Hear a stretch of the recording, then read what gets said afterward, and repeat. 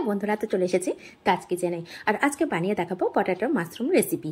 আর এই রেসিপিটা কিন্তু খুব সহজে বানিয়ে নেওয়া যায়। সবথেকে বড় কথা, এটা বানিয়ে কিছুদিন সংরক্ষণ করে রেখে দেওয়া যায়। যদি আমি পরিমাণে বেশি বানিয়ে রেখে দিতে পারি বা আপনারা সেইভাবে যদি বানিয়ে রেখে দিতে পারেন, যখন বাচ্চারা খিদের জন্য প্রচুর জেদ করবে তখন কিন্তু খুব সহজে এই রেসিপিটা বানিয়ে দিতে পারবেন।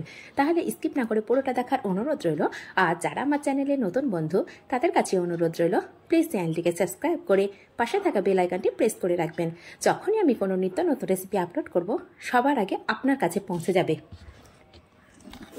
আর রেসিপিটা এতটাই সহজ আর সুন্দরভাবে বানানো যায়। এখানে আমি দুটো আলু নিয়েছি, একটু বড় সাইজের আলু। যদি এখানে আপনারা চান কিছুদিন স্টোর করে রেখে দেবেন, সেক্ষেত্রে কিন্তু পরিমাণটা নিজেদের পছন্দ অনুযায়ী করে নিতে পারেন, কম বেশি করে নিতে পারেন। তো এখানে দুটো আলুকে খুব ভালো করে ছিলে নিয়েছি। ছিলে নিয়ে এখানে আমি কেটে নেব। তো আলুগুলোকে ছিলে ভালো করে ধুয়ে নিয়েছিলাম। নেওয়ার পর এখানে একই রকম সাইজ করে কেটে নিচ্ছি, যেন পাতলা বা মোটা দুরকম সাইজের না হয়। সেক্ষেত্রে যখন আমি রান্না করব, সেক্ষেত্রে কিন্তু আলুটা একই সঙ্গে একই রকমভাবে সিদ্ধ হয়ে যাবে। আর যদি মোটা বা পাতলা হয়, সেক্ষেত্রে কিন্তু কিছুটা আলু শক্ত থাকবে, কিছুটা আলু সিদ্ধ হয়ে যাবে। আর এটা ওভার কুক কিন্তু করা যাবে না। সেই জন্য কিন্তু এখানে আমি কুকার ব্যবহার করব না। কুকারে দিলে অনেক সময় আলুগুলো খুব ভালোভাবে সিদ্ধ হয়ে যায়, ঠিক অতটা সিদ্ধও আমার প্রয়োজন হবে না। ঠিক যেমন হালকা করে আলু সে কেমন সিদ্ধ করতে হবে সেটা অবশ্যই দেখিয়ে দেবো। তো এখানে আলুগুলো খুব ভালো করে ধুয়ে নিয়েছিলাম। ধুয়ে নেওয়ার পরে এদিকে যখন আমি আলুগুলো কাটছিলাম, সেই সময় একটা কড়াইয়ের মধ্যে কিছুটা জল দিয়ে দিয়েছিলাম। আর জলটা খুব ভালোভাবে ফুটতে শুরু করেছে। সেই পর্যায়ে আমি আলুগুলো দিয়ে দিলাম। দিয়ে এটাকে ঢাকা দিয়ে আমি 4 থেকে 5 মিনিট সিদ্ধ হতে দেবো। সময়টাও কিন্তু কম বেশি লাগতে পারে। তো খেয়াল রাখতে হবে যেন আলুটা ওভার কুক না হয়ে যায়। সেই জন্যই কিন্তু আমি কুকারে দিইনি। তো দেখুন, একটা কাঁটা চামচ দিয়ে আমি দেখে নিচ্ছি আলুগুলো যে সিদ্ধ হয়েছে কিনা। তো কাঁটা চামচ দিয়ে দেখছি প্রত্যেকটা আলু কিন্তু সিদ্ধ হয়ে গেছে। ঠিক এই পর্যায়ে আমি তুলে নেব। খুব খেয়াল রাখতে হবে যেন একদম নরম না হয়ে যায়। তো আমি জল থেকে তুলে নিচ্ছি আলুগুলো। নিয়ে এখানটা ছেঁকনি নিয়েছি। এই ছাঁকনির মধ্যে আলুগুলো নিয়ে নিচ্ছি। নিয়ে তার নিচে একটা বড় বোল নিয়ে নিয়েছি। তো এর মধ্যে এইভাবে ম্যাশ করে নেব। আর আলুটা যেহেতু গরম আছে, খুব সহজেই কিন্তু ম্যাশ করা হয়ে যাচ্ছে, সেটা দেখেই বুঝতে পারছেন। আর এইভাবে ম্যাশ করার কারণ হচ্ছে প্রত্যেকটা আলু খুব সুন্দরভাবে ম্যাশ হয়ে যাবে। আর যদি এটা হাত দিয়ে নিই, সেক্ষেত্রে কিন্তু কিছু কিছু অংশ মোটা অংশ থেকে যায়। সেই জন্য কিন্তু এটা ছেঁকনির মধ্যে দিয়ে আমি ভালো করে ম্যাশ করে নিয়েছি।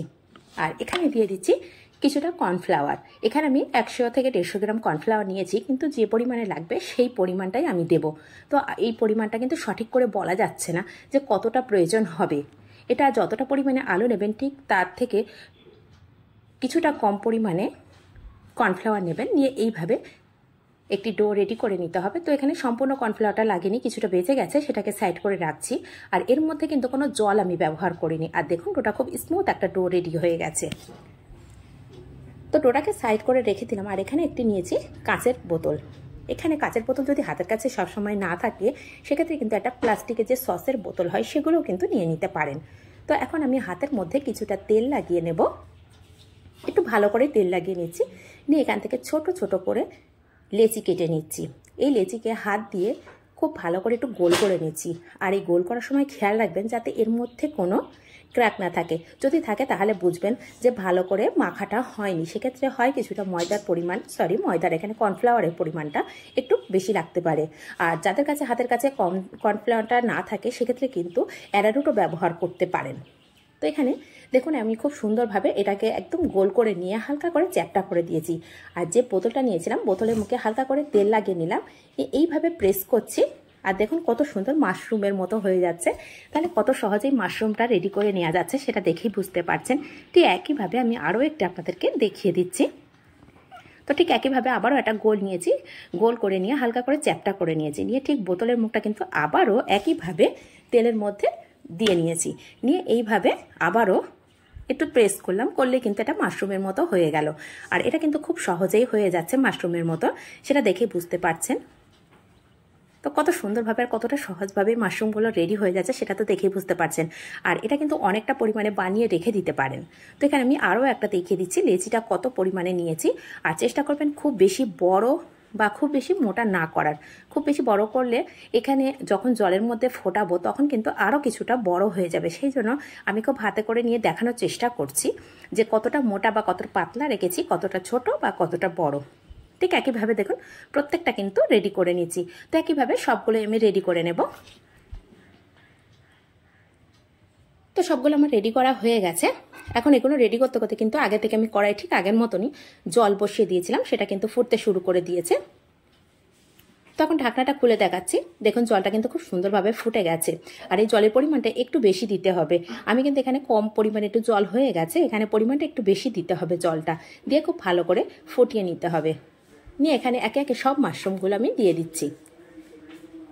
আর এটা যে সঠিক কিভাবে হয়েছে আমরা বুঝবো কিভাবে? সবাই তো নতুন যদি হয় সে কি করে বুঝবে যে এটা কমপ্লিট হয়ে গেছে? তো এটা সিদ্ধ করতে দেওয়ার সময় কিন্তু দেখুন জলের মধ্যে যখন দিয়েছি সবটা ডুবে আছে, আর এইগুলো যখন একদম ওপরের দিকে উঠে আসছে দেখুন, তখনই বুঝতে হবে এটা পারফেক্টভাবে হয়ে গেছে। সেই জন্য একটু কড়াটা বড় আর পরিমাণে জলটা একটু বেশি দিতে হবে, তাহলে কিন্তু খুব সহজে বোঝা যাবে। যেহেতু আমি এই রেসিপিটা অনেকবার করেছি, আমার একটা আন্দাজ হয়ে গেছে, সেই জন্য কিন্তু আমি জলটা একটু কম পড়ে গেছে, তারপরেও আমি বুঝে নিয়েছি। আর এটা খুব বেশি সময় লাগে না, 1 থেকে 1.5 মিনিট মতো সময় লাগে। এখানে যে যখন ফুটে গেছে কড়াইয়ের মধ্যে থেকে এখন তুলে নিচ্ছি একটা বাটির মধ্যে। আর এই বাটির মধ্যে আমি কিন্তু ঠান্ডা জল রেখেছি, যাতে করে কুকিং প্রসেসটা একদমই বন্ধ হয়ে যায়। সেই জন্য কিন্তু এখানে আমি জলের মধ্যে দিয়ে দিয়েছি। এই বাটির মধ্যে যে জলটা নিয়েছিলাম এর মধ্যে কয়েকটা আইস কিউবও দিয়ে দিয়েছিলাম। দিয়ে এখন এটাকে দেখুন, এটা কিন্তু এখন আবারও ঠিক জলের তলায় চলে গেছে প্রত্যেকটা। আর কত সুন্দরভাবে নুডলসের মতো হয়ে গেছে সেটা দেখেই বুঝতে পারছেন, আর কতটা সহজভাবে হয়ে গেল। আর যদি কেউ স্টোর করতে চান তাহলে কিন্তু এইভাবে জলের মধ্যে রেখে ডিপ ফ্রিজে রেখে দিতে পারেন। আর যখন রেডি করে দেবেন বাচ্চাদেরকে, সেক্ষেত্রে আধ ঘন্টা থেকে 1 ঘন্টা আগে বার করে নিলেই কিন্তু রেডি হয়ে যাবে। তো এইভাবে সবগুলো রেডি করা হয়ে গেছে। একটি হাতে নিয়েও আপনাদেরকে দেখিয়ে দিচ্ছি। এটা হালকা করে প্রেস করছি, তারপরে দেখুন কতটা সুন্দরভাবে হয়েছে আর কতটা সফট হয়েছে সেটা তো দেখেই বুঝতে পারছেন। তো এইভাবে আমি হাত দিয়ে তুলে নিয়ে তো অবশ্যই আপনাদেরকে খুব কাছে থেকে নিয়ে দেখানোর চেষ্টা করলাম। তো তাহলে চলুন সসটা এখন রেডি করা যাক। তো এদিকে একটা কড়া বসিয়ে দিয়েছি, কড়ার মধ্যে দিয়ে দেবো 2 থেকে 3 চামচ তেল। তেলের পরিমাণটা কিন্তু কম বেশি করে নিতে পারেন। কেউ যদি তেলটা খুব বেশি পছন্দ না করেন সেক্ষেত্রে কিন্তু সামান্য একটু কমিয়ে দিতে পারেন, আবার যদি কেউ বেশি পছন্দ করেন সেক্ষেত্রে বেশি করেও দিতে পারেন। তো এখানে আমি 3 চামচ তেল দিয়েছি আর 2 চামচ রসুন কুচি। এখানে রসুনের পরিমাণটা একটু বেশি দিলে আমার তো মনে হয় অনেক টেস্ট লাগে। তো এটাকে দিয়ে হালকা করে ভাজা করে আমি ব্রাউন কালার করে নিয়েছি। নিয়ে এখন গ্যাসের ফ্লেমটাকে অফ করে দেব। দিয়ে যে বোলটার মধ্যে সসটা আমি রেডি করব সেটার মধ্যে আমি এখন এই যে রসুনগুলো ব্রেস্তা করে রেখেছি সেগুলোই দিয়ে দেবো। তো কালারটা দেখুন কতটা সুন্দর চলে এসছে। এখন এর মধ্যে দিয়ে দিলাম তিল। এটা কিন্তু অপশনাল, যদি আপনাদের হাতের কাছে থাকে তবেই কিন্তু দেবেন, যদি না থাকে স্কিপ করে যেতে পারেন। এখানে দিয়ে দিলাম স্বাদ অনুযায়ী লবণ, দিয়ে দেব চিলি ফ্লেক্স। এটাও কিন্তু আপনারা পরিমাণ বুঝে দেবেন, যদি বাচ্চা খায় সেই পরিমাণ বুঝে কিন্তু দিতে হবে। দিয়ে দিলাম কালারটা একটু সুন্দর আসার জন্য কাশ্মীরি লঙ্কা, দিয়ে দিলাম ভিনিগার, দিয়ে দেব সয়া সস, আর দিয়ে দেব টমেটো কেচাপ। তো সব কিছু একসঙ্গে দিয়ে খুব ভালো করে মিশিয়ে নেব। আর লবণটা অবশ্যই বুঝে দেবেন, যেহেতু আমি যতক্ষণ পর্যন্ত মাশরুমটা রেডি করেছি তার মধ্যে কিন্তু একদম লবণ দেওয়া ছিল না, সেই জন্য লবণটা একটু বুঝে দিতে হবে। আবার সয়া সসের মধ্যেও কিছুটা লবণের পরিমাণ থাকে, সেটা বুঝেই কিন্তু লবণটা একটু দিতে হবে। তো দিয়ে সবগুলো একসাথে খুব ভালো করে একটু মিশিয়ে নেব। আর ভালো করে মেশানোর পরেই কিন্তু একদম রেডি হয়ে গেল পটেটো মাশরুম রেসিপিটা। আর দেখুন দেখতেও কত সুন্দর হয়েছে। এটা কিন্তু অনেকটাই লোভনীয় হয়, বাচ্চা থেকে বড় সবাই কিন্তু খুব পছন্দ করে খাবে। আর যারা নুডলস পছন্দ করে তারা কিন্তু খুব পছন্দ করেই খাবে। এটা হালকা ফুলকো খিদেতেই কিন্তু বাচ্চাদের খুব পছন্দের একটা খাদ্য হয়ে যাবে। তাহলে কেমন লাগলো রেসিপিটা? যদি ভালো লাগে অবশ্যই লাইক শেয়ার কমেন্ট কিন্তু করতে ভুলবেন না। তো এখান থেকে আমি সার্ভ করে দেখিয়ে দিচ্ছি দেখুন প্রত্যেকটা। আর এখানে বলে রাখি, এখানে ঠিক এই মুহূর্তে যখন আমি মেশাচ্ছিলাম সেই সময় কিছুটা ধনিয়া পাতা কুচি দিলে কিন্তু অনেক টেস্ট হবে। আমি ভুলে গেছিলাম, সেই জন্য কিন্তু পরে এটা দেখিয়ে দেওয়ার জন্য সামান্য ওপর থেকে ছড়িয়ে দিলাম। কিন্তু যখন আমি সসটা রেডি করছিলাম তার মধ্যেই এই ধনিয়া পাতা কুচিটা দিলে কিন্তু প্রচণ্ড টেস্ট হয়। সেই জন্য একবার হলো বাড়িতে কিন্তু এইভাবে বানাতে ভুলবেন না। আর যদি এইভাবে বানান কমেন্ট করতে কিন্তু ভুলবেন না। তাহলে আজ এই পর্যন্ত, আবার আসবো অন্য কোনো রেসিপি নিয়ে।